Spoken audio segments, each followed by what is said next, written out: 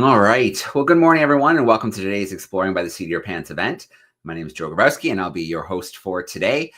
Our plan for today, we were supposed to go live in the Arctic from an icebreaker and hang out with the science team there. But as sometimes happens with expeditions, things don't always go as planned. So there's some big storms in the Arctic today.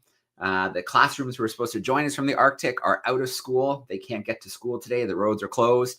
And conditions aren't great. So broadcasting from the ship isn't really a great option for today. We probably wouldn't have a great broadcast with the connectivity. The storms can really impact that. So we don't want to leave classrooms hanging. We still want to do something fun together today. So I made a quick change in plans. And we are going to do a little exploration today of an expedition I was on recently in Africa, in South Africa. So unfortunately, due to the weather conditions, we're not going to be able to connect with the Arctic today. So we're going to go to the other side of the world, and I'm going to share some experiences that I had last April in the greater Kruger region of South Africa. So I've got a ton of really cool pictures, a ton of really cool videos to take you on a little virtual field trip so you can see what it's like to explore that part of the world. The wildlife is pretty amazing. And then I'll turn things loose. We'll let students ask some questions. And we'll go from there. So again, sorry for the change in plans, but unfortunately, weather doesn't always cooperate. We are going to try and reschedule connection with the Amundsen for next week at the same time of the day, so that the classrooms can hopefully join us again. But we're going to go with Plan B today, a little virtual field trip to South Africa. So just bear with me for 1 second while I share my screen, and we will get this presentation up here front and center. And then, of course, I am looking forward to your questions. So share screen coming up here. There we go. Perfect. Let's go full screen. And I think that should be looking okay for everybody. Let me double check the screen. Yep, looks good. Okay, let's get into it. In fact, I might even shrink myself a little bit smaller into the corner there so we see a little bit more of the screen. And let's jump right into it. So again, I can see our classroom in Thunder Bay coming in the background from their drill. And just to let you guys know, if you didn't hear that beginning, there's a big storm in the Arctic, so they're not able to connect with us today.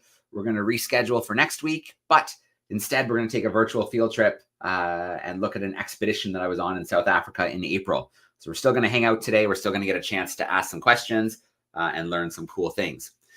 So why was I in South Africa? Well, some of you tuning in may know that for the last 2 years, we were following the Darwin 200 expedition. The Darwin 200 expedition was a 2-year journey following Darwin's voyage of the Beagle on board this beautiful historic tall ship called the Oosterschelde.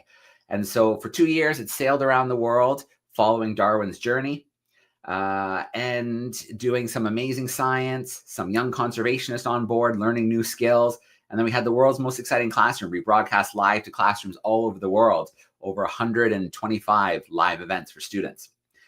At different times, I was able to join the ship. I caught up with the ship in the UK, in Rio, in Peru and Ecuador, in the Galapagos, in Australia, and then in South Africa before catching up one more time in the UK this summer when the 2-year journey finished. And so this is the ship here, and this is it sailing on the coast. You can see Cape Town in the background and the iconic Table Mountain there. But before I spent time with the ship, I went north, up into the north part of South Africa to spend some time in the greater Kruger. So some of you may have heard of Kruger National Park. This big dark green spot is Kruger National Park. And then these light green spots are the greater Kruger. So these were private game reserves, some of them as big as 60,000 hectares or more. And they decided that they wanted to become part of the national park. So they dropped their fences, making a bigger area for animals to be able to move back and forth. And the great thing about visiting the greater Kruger is it's usually quieter. There's not as many people, which means there's more animals. And I visited this park right here in the middle, the Kruger Private Nature Reserve. It's about 66,000 hectares. So it's a huge space for animals to roam and be free. And so this is where I spent my time when I visited the area. Well, what did it look like? I've got this little video to show you the Kruger River.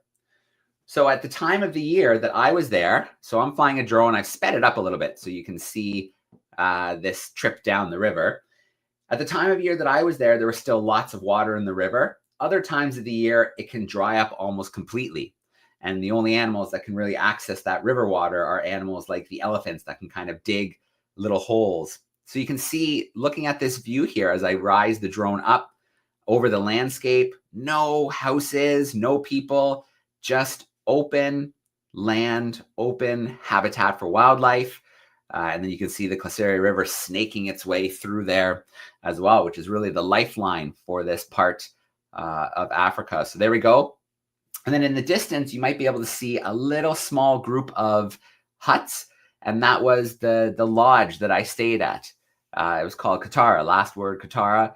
And again, a really small little place on the side of the river where I spent my nights. And then I spent my days out exploring in the field. So let's see what that looks like. Every morning we would get up with the sun and we would hop in a little Land Rover. There would be a driver who was our guide, our naturalist. And then sitting on the front, this is Vusi.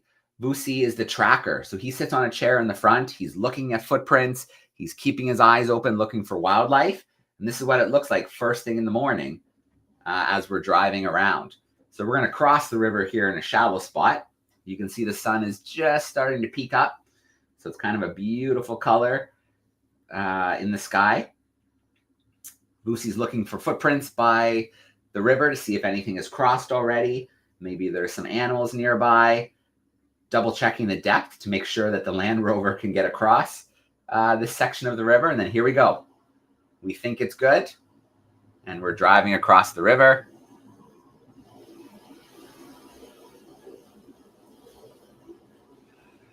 And on this particular morning, we were looking for a herd of buffalo. We knew there was a really big group of buffalo, maybe 200 or more. And so we were hoping to find this really big group of buffalo. They are one of what we call Africa's Big Five. So the Big Five, years ago, used to be the top 5 most dangerous animals to hunt in Africa. So we're going to meet the Big Five in just a second. But nowadays, since we don't hunt wildlife like we used to, especially wildlife that's threatened, the Big Five is more the Big Five animals you want to see and shoot with your camera instead of with a rifle. So the Big Five is more shot with cameras now.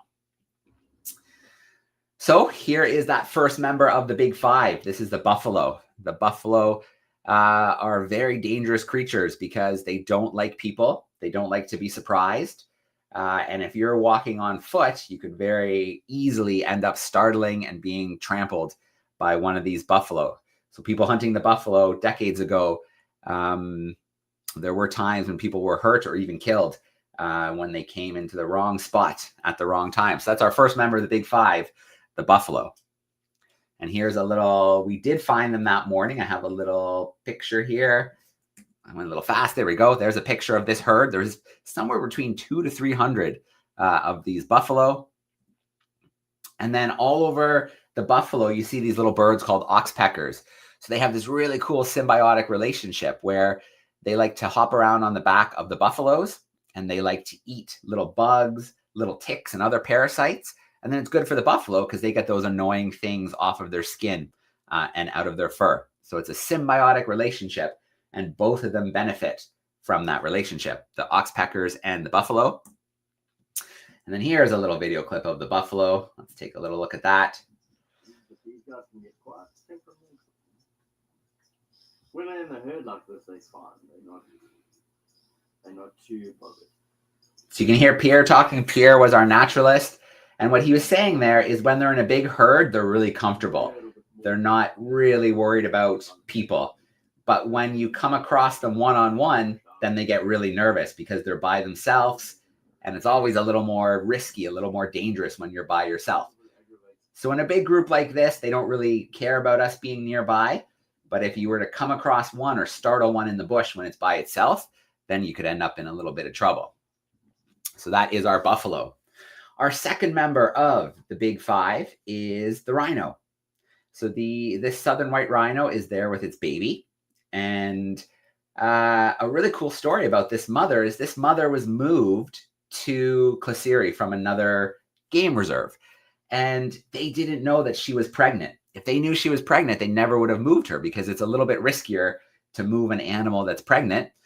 But after a few weeks, suddenly she was walking around in the new park with a baby.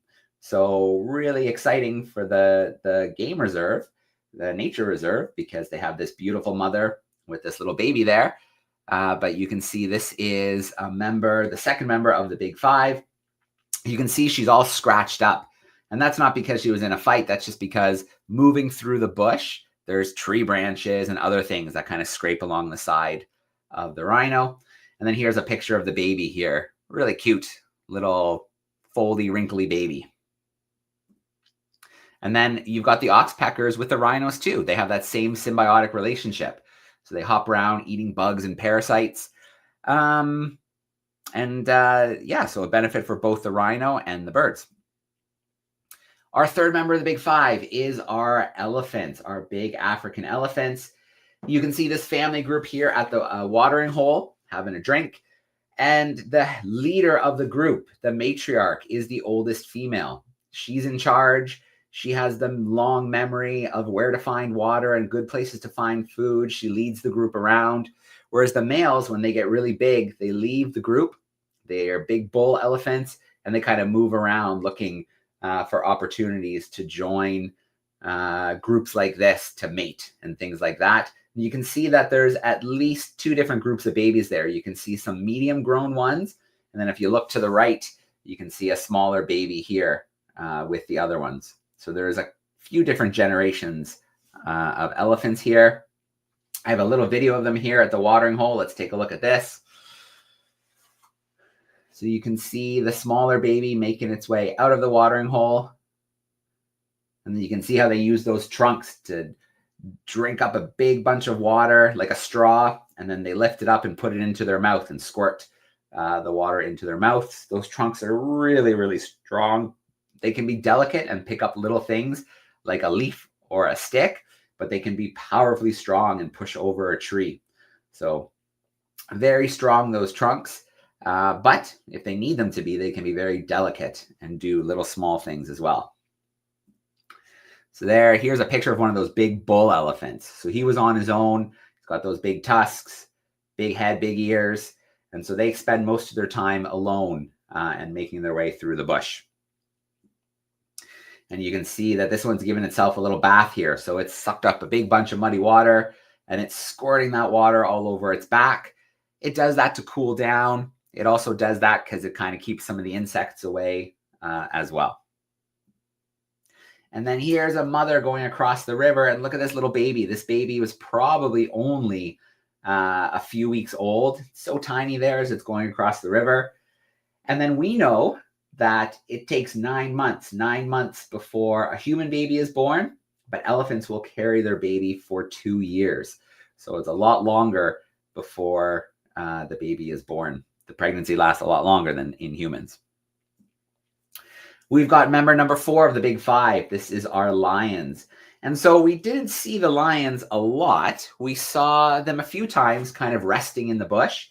The one day we found them, they were laying there with their big round tummies because they had just eaten something the night before. We didn't see what it was. Maybe it was a buffalo. Maybe it was a zebra. Whatever they caught was a big meal because they were all laying in the sun with big round tummies.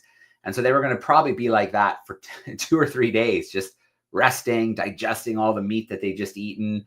And then they'd probably get up in a couple of days to go and hunt and look for some food again. So you can see this female doing a big yawn. We sometimes came across them at night. We came across this female all by herself. She must have been separated from her pride, from her group.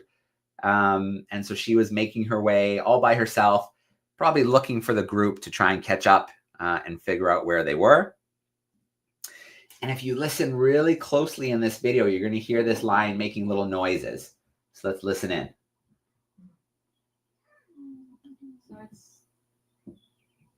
So it's contact calling.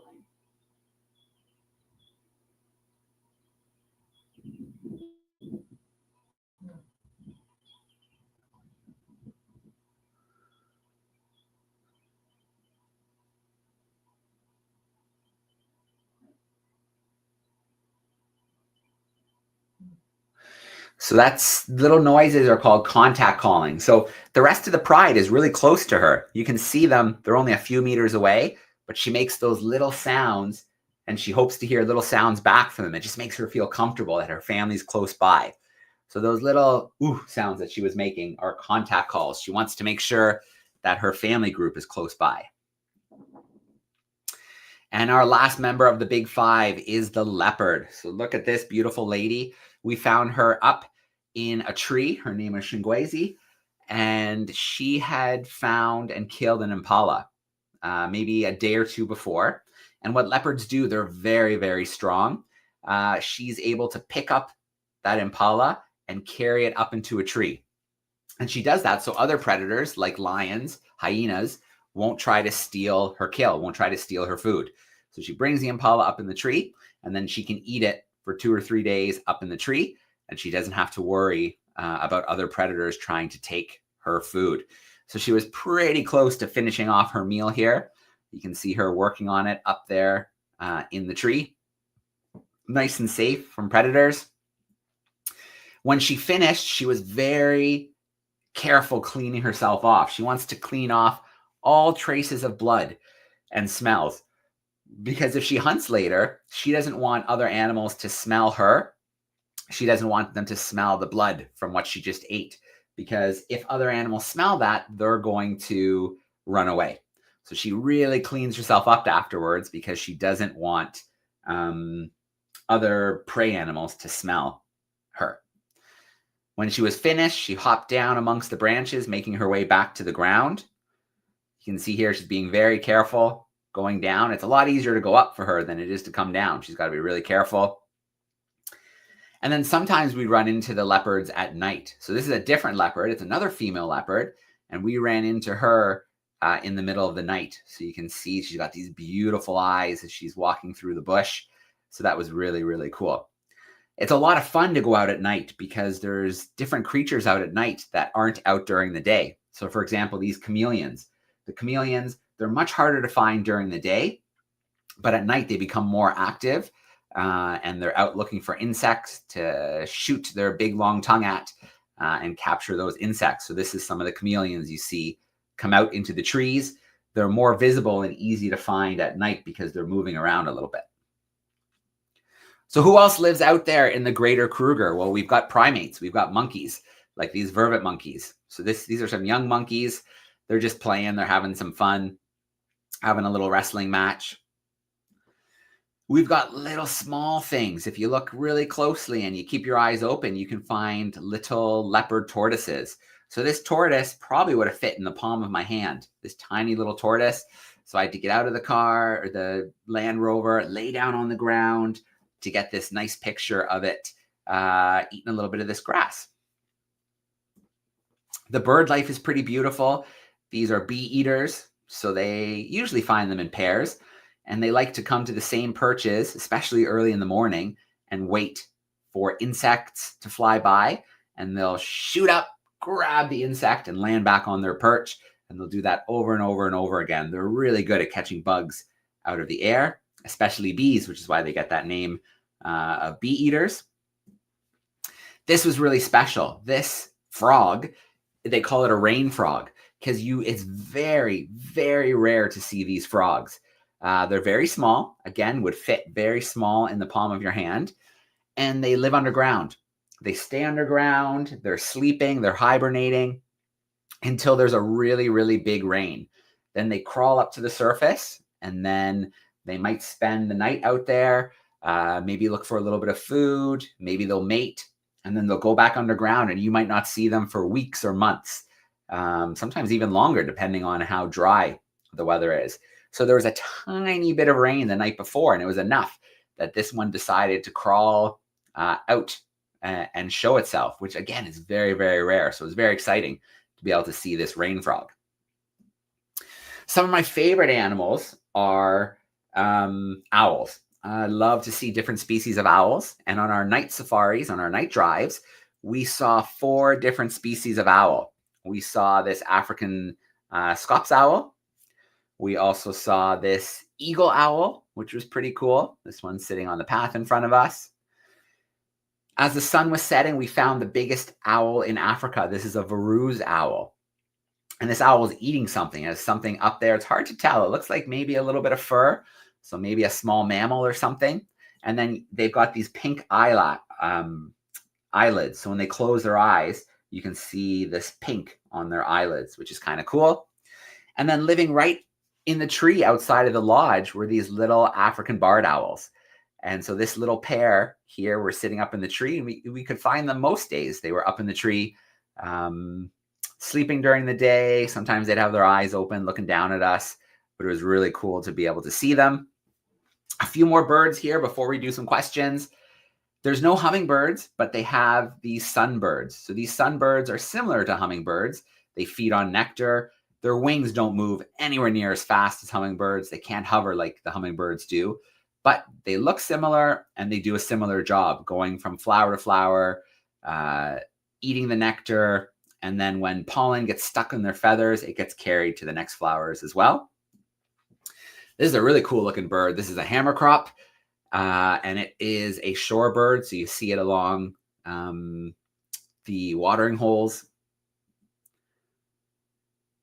Here is a spoonbill, another bird you'll find on the watering holes in the wetlands. If you've ever watched Lion King, you know about the hornbill, Zazu. Here's a couple of the hornbills up in the tree. There's beautiful kingfishers, like this pied kingfisher hovering over the river looking for some food. And then we've got these beautiful lilac-breasted rollers. So they, again, like to sit up and perch and wait till something tasty flies by. And they've got these beautiful wings, these beautiful rose-colored chests. So they're pretty cool to see and catch pictures of. But my favorite of everything that I saw when I was in South Africa in the Greater Kruger was the African wild dogs. I think they're so cool. I think they're beautiful looking with their patterns. They are rare in Africa. There is only, in the whole huge continent of Africa, there's only about 4,000 left. So this pack was a group of about 12. There were 12 of them. And they came through the nature reserve pretty much the day I arrived, and they spent the whole time there. So each day we were able to catch up with them and see what they were up to as they made their way through the bush. They are amazing hunters. They are the best hunters in Africa. To give you an example, lions might catch their prey 40% of the time. African wild dogs will catch their prey 90% of the time. Why? Well, they're fast. They work as a team. They've got big, strong lungs and chests. So they might not be faster than what they're chasing, but they can chase it for longer. So this here, they're on a kill. They're eating an impala. This impala is faster than them, but only for a short distance. So the impala eventually gets tired, but the wild dogs keep chasing, and then they work as a team to catch and eat this impala.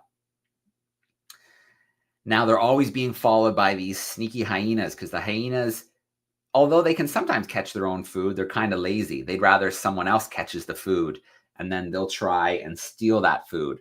So this group of hyenas is trying to steal the impala that these wild dogs caught. So the wild dogs are having little wrestling matches to keep the hyenas away. You can see they have this hyena surrounded. Eventually, though, the two hyenas were able to steal a little bit of the kill. They were able to grab some of it and run away with it. I have a little video, and listen to the sounds the hyenas make. So you can see the dogs are eating. And if you look on the right, this hyena is trying to sneak in. There he is, looking at us in the car, sniffing.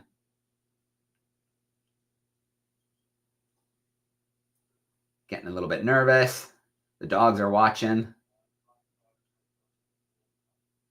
Here comes the hyena again.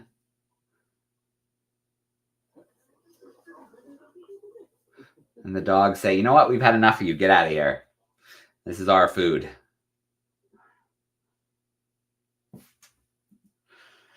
So there we are. This is the wild dogs. Is this a different video? This might be a different video. Let's play this one. I think this is a second video. You can hear the hyenas.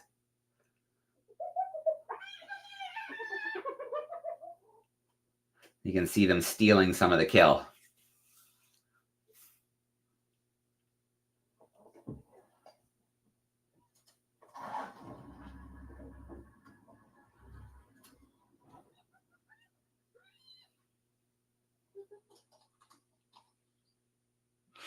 All right. So just to finish off, I'm sure you've seen some of these amazing creatures before. We had our beautiful giraffes that we saw every day out on the plains. It's really funny to watch them drink. They're so big, they have to kind of spread their legs out. And then there's so much water in their mouth that when they lift their head, they kind of spit a bunch of it out every time. And if you look really carefully, there's an oxpecker. There's another one on its leg. So the oxpeckers have that same relationship with the giraffes where they'll eat the bugs and parasites off of them. We have our beautiful zebras. You can see these two here having a little, I guess, a little snuggle. Here's some giraffes out in the field. Oh, this one's a little bit of a video clip. So there's a few giraffes. And then I think there'll be a few impalas. There's some zebra. And there's a few impala in the bush as well. So oftentimes the zebras, the giraffes, the impalas, they'll be together in a group because the more eyes and the more ears looking for predators, the better chance that they're going to spot them before it's too late. So they'll often be in groups together like this. We've got our baboons, a little troop of baboons here out in the bush. These are some wildebeest. A jackal. So a jackal is kind of like a hyena. They're more like scavengers. They'll kind of wait till the lions finish eating, and then they'll try to get a little bit of food. We've got our warthogs. This is a mother with two baby warthogs. And then our impala. They call impala the fast food or the McDonald's of the bush for two reasons. One, it looks like they have a little black M symbol on their bums. And there's a lot of impalas and a lot of creatures that eat them, from lions to wild dogs to hyenas, leopards. They are definitely on the menu for a lot of the predators.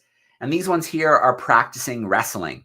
They're getting ready for impressing the females. So they're just playing here, but in a few weeks, they're going to be fighting for real because they want to get the female's attention. They want to have a chance to mate. And I have a little video here of these two playing around together, practicing their fighting skills.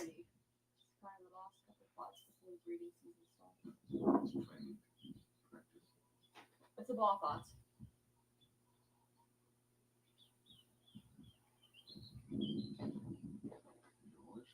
So this is a bit of playing and practice, but in a few weeks, it would get pretty serious where they'd fight pretty hard to get the female's attention. Sometimes getting pretty hurt in the process. Okay, so that is the end of what I wanted to show you from that adventure. I am going to turn off my screen share like this and like that. And then I would love to take some of your questions. So if you're tuning in via YouTube, don't be shy. You can use the chat sidebar, send me in some questions. I'm going to bring in our group from Thunder Bay in just a moment here. But again, I do apologize for the change in plans. Can't control the weather in the Arctic. We're going to have a really cool group of students from different places in the Arctic join us today, but school is closed for them. The roads are closed. And then when the weather's bad like that, it's just not really good for a satellite connection, especially from a ship on the ocean. So next week, we're going to have another try Hopefully the weather will cooperate for us. I will send out a message to all the classrooms so they know when we're going to have our next try. But for now, if you have any questions about what we saw and learned about today, use the chat sidebar. Send me some of those questions, and then we'll check in with our grade 4s in Thunder Bay. Grade 4s, how are we doing today? Good. All right. Well, thanks for hanging out. Hopefully we can try the Arctic Connection again next week. Gemma does have a question for you, Bill. Yeah, of course. Of course. As Sorry, many Gemma. as you want. How big can a giraffe get? How big can a giraffe get? That's a great question. There are several species of giraffes. I'm just going to double check. I feel like the number is 8, but I don't want to say that for sure without knowing for sure. How many? Let me double check. Okay. No, wow, I'm way too high. There are 4 species of giraffe. There's the Maasai, the northern, the reticulated, and the southern giraffe. So depending on the giraffe, they can have different patterns on their skin. But the tallest giraffes are the males, and they can be up to 18 feet tall. So 18 feet tall, think of that as like maybe your teacher stacked up 3 times, and then you're getting kind of close to the height of a giraffe. Oh, I didn't catch that. We have one more question for you. Of course. Okay, go ahead. Was that what was the coolest?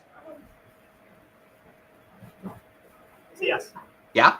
Yes. It has to be the wild dogs. I wanted to see them so bad. They're so rare. When you think about how big Africa is, the whole continent of Africa, there's only 4,000 left. And that's due to a whole bunch of things like land loss, habitat loss due to humans encroaching on their territories. They're hunted by people because, they have cattle and livestock they want to protect. So they don't like when predators are around. And so their numbers have fallen to 4,000. And this group here of 12 that we spent time with during the week, sometimes they disappear from the reserve for a whole month because they move around to different areas. They hunt in different spots.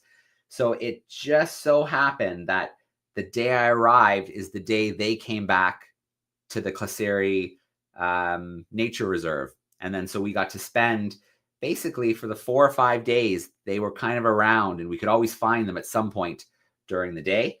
They're really smart. They're really good hunters. And you can see the patterns on their coat are pretty amazing.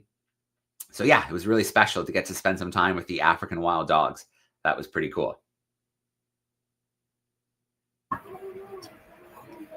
I think that's it for our questions. So thanks so much. All right. Awesome. Grade 4s, thanks for hanging out. Again, I'm sorry our Arctic plans changed, but I will send a message once I know when we're going to try and do the Arctic trip out to the icebreaker next week.